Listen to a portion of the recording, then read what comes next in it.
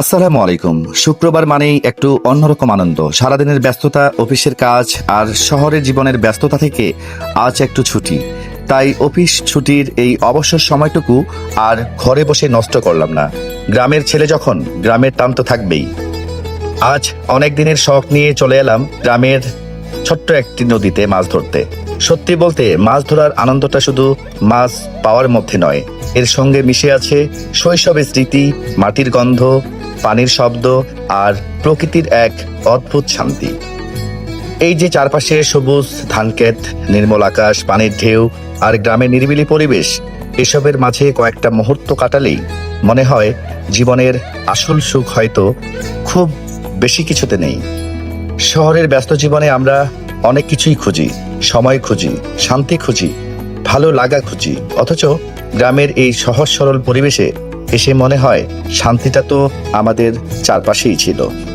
আজ মাছ ধরতে এসে ছোট্ট একটা মাছ হাতে পেলেও আনন্দটা কিন্তু অনেক বড়, কারণ এই মাছের সঙ্গে জড়িয়ে আছে শখ, পরিশ্রম আর ছোটবেলার সেই চেনা অনুভূতি। মাঝে মাঝে জীবনে একটু থামতে হয়। সবসময় কাজ, দায়িত্ব আর ব্যস্ততার মধ্যে থাকলে চলবে না।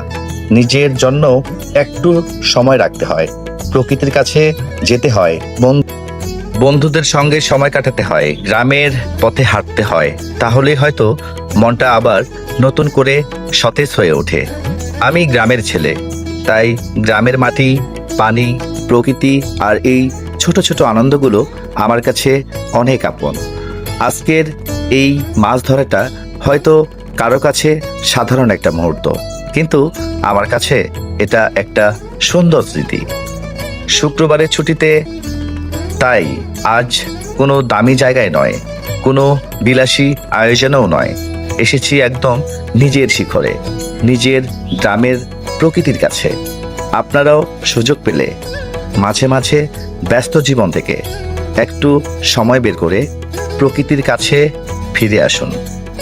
হয়তো বড় কোনো আনন্দ পাবেন না, কিন্তু ছোট একটা মুহূর্ত আপনার পুরো মনটা ভালো করে দিতে পারে। Thank you so much everyone.